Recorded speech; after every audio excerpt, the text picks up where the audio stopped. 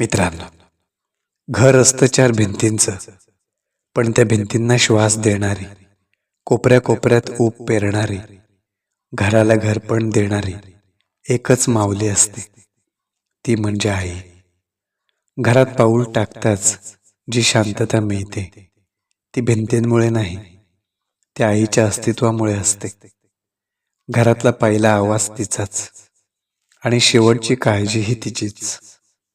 आई म्हणजे सकाळची पहिली चाहूल आणि रात्रीची शेवटची प्रार्थना.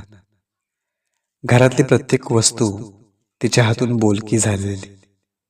भाजीच्या वासातही तिचं प्रेम मिसळलेलं. घरात कुठेही दुःख लपलं असेल ना, तर आईच्या डोळ्यांना त्या आधी दिसतं.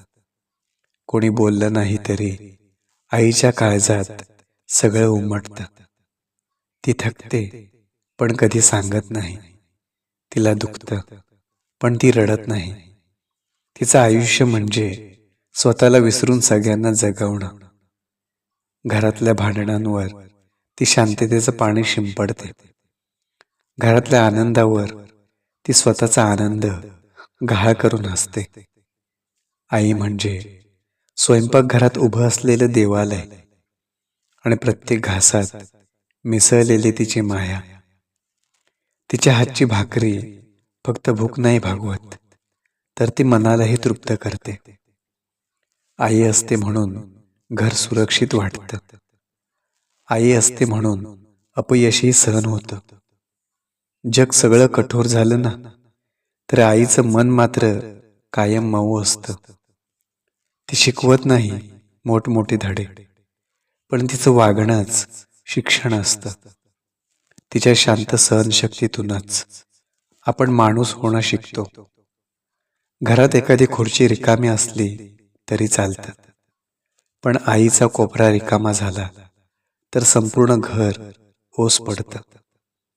आई म्हणजे घरातला न दिसणारा आधारस्तंभ. सगळं सांभाळत असते पण कधी पुढे येत नाही. तिचं आयुष्य म्हणजे आपल्या स्वप्नांसाठी दिलेली आहुती. आपण मोठं व्हावं म्हणून तिने स्वतः लहान होणं स्वीकारलेलं असतं. आई रागवते पण त्या रागातही भीती नसते, फक्त काळजी असते. आई ओरडते पण त्या आवाजातही आपुलकी लपलेली असते. घरात सण असो किंवा अडचण, आईचा चेहरा मात्र कायम स्थिर. तीच घराची शिस्त, तीच घराची शांती. आईशिवाय घर म्हणजे फक्त भिंती.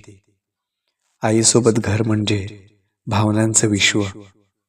तिच्या पदरात लपलेली आपली पहिली भीती, पहिलं दुःख आणि पहिलं स्वप्न आईच असते. म्हणून घरात परत यावंसं वाटतं. जगात कितीही हरलो ना, तरी आईसमोर आपण कायम जिंकलेलेच असतो.